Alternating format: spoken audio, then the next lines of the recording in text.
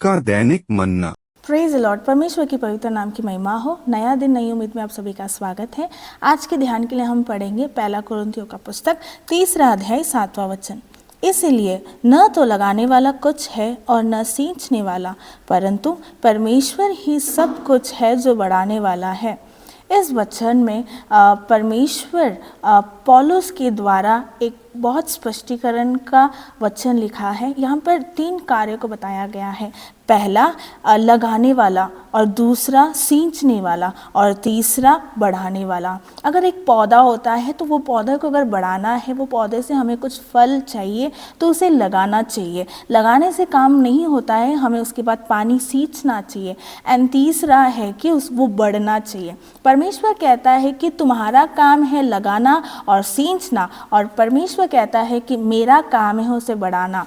आज परमेश्वर की प्रजा हमारे हाथों में भी परमेश्वर ने बहुत सारी जिम्मेदारियां दी हैं, बहुत सारे कार्य आपको और मुझे भरोसा रख के दिया है। परमेश्वर हमसे कहता है कि आपसे जो करना है, आपको सींचना है, आपको उसको लगाना है, लेकिन बढ़ावा मैं दूंगा। जैसे परमेश्वर का वचन भी कहता है कि परमेश्वर ही है जो बढ़ोतरी देता है। जैसा हम वचन है कि युद्ध के दिन के लिए घोड़ा तैयार होता है, लेकिन जय यहोवा की ओर से आती है। तो घोड़े का काम रहता है कि तैयार होने का, जय देने का काम रहता है परमेश्वर का। वैसे ही हमारे कार्य में हमारा जो फर्ज है, हमें उसे करना है। बढ़ोतरी और ऊंचाई देना परमेश्वर का काम है। हम बहुत सारे कार्यों में, बहुत सारे दिनों में ऐसा सोचा रहेगा कि मैं तो दिन भर, रात भर, साल भर यही काम करते आ रहा हूँ, मुझे बढ़ोतरी क्यों नहीं हो रही है? क्या मैं रोक दूँ? क्या मैं इसे आगे नहीं बढ़ाऊँ? लेकिन परमेश्वर का वचन कहता है तुम्हारा काम है उसे लगाने का, तुम्हारे काम है उसे रोज पानी देने का, लेकिन बढ़ोतरी तुम्हारे हाथ में नहीं, बढ़ोतरी परमेश्वर के हाथ में है।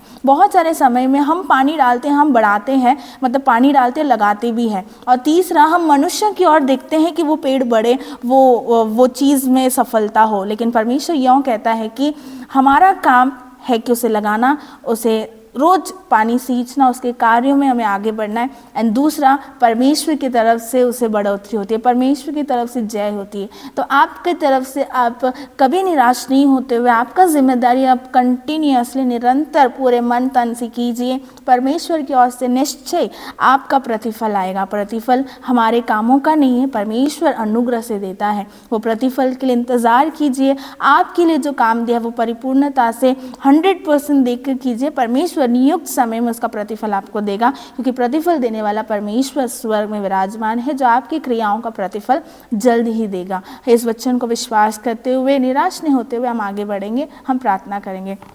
स्वर्गीय परमेश्वर, आपने दिया हुआ अच्छा वचन के लिए धन्यवाद। परमेश्वर, इस वचन के अनुसार परमेश्वर हमें मदद कीजिए कि हमारे फ़र्ज़ को हम मिटाएं, कि हम उसे लगाएं, हम उसे पानी पे सींचाएं, लेकिन परमेश्वर बढ़ोतरी आपकी तरफ से होती है। हम प्रार्थना करते हैं, हमारे सारे कार्यों में विजय देने वाले, हमारे सारे कार्यों को सफलता में बदलने वाले परमेश्वर, आप इस वचन के अनुसार हमारे मेहनत का फल हमें देंगे, इसे हम विश्वास करते हैं। वचन सुनने वाले के जीवन में ये वचन पूरा करके दीजिए।